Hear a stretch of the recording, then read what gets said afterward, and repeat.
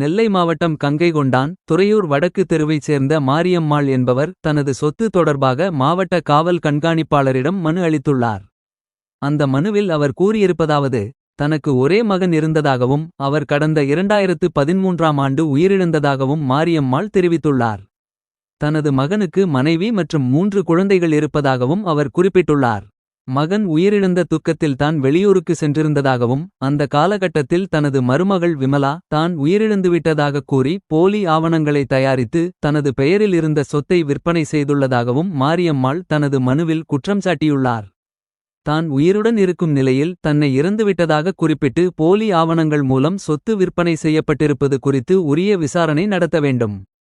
மேலும் சம்பந்தப்பட்ட ஆவணங்கள் மற்றும் சொத்து விற்பனை தொடர்பாக முழுமையான விசாரணை நடத்தி போலி ஆவணங்கள் தயாரித்து சொத்தை விற்பனை செய்தவர்கள் மீது சட்டப்படி நடவடிக்கை எடுக்க வேண்டும் என்று கோரிக்கை விடுத்துள்ளார்.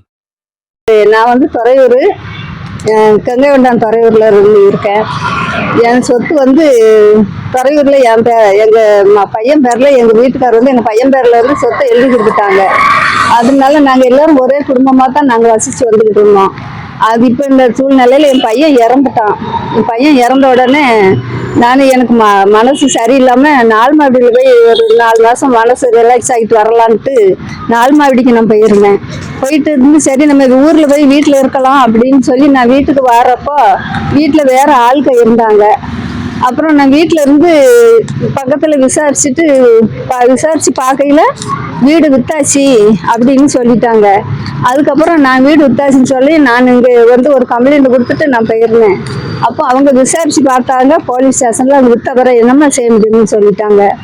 அதுக்கப்புறம் நான் பத்திர ஆஃபீஸில் போய் நான் வித்தது எப்படி வித்துருக்காங்க, நம்ம கையெழுத்து இல்லாமல் எப்படி வித்தாங்க, நான் தான் மகனுக்கு 2வது வாரிசு அப்படின்னு சொல்லி நான் பத்திர ஆஃபீஸில் போய் கிளச்சி பார்க்கும்போது என்னை இறந்துட்டதா சொல்லி இந்த ஆஞ்சல் அம்மாவும் என் மருமகளும் சேர்ந்து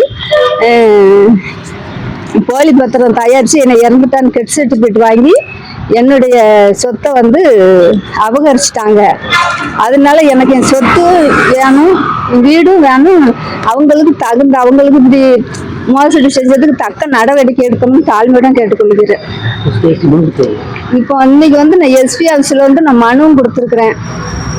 அதையும் எனக்கு நல்லபடியாக விசாரிச்சு கொடுக்கணும். எனக்கு இந்த இறந்துட்டான்னு சொன்னதுக்கு சொல்லி சர்டிஃபிகேட் கொடுத்ததுக்கு நான் உயிரோட தான் இருக்கேன். எனக்கு அதுக்கு தகுந்த நடவடிக்கை எடுக்கணும்னு தாழ்மையுடன் கேட்டுக்கொள்கிறேன்.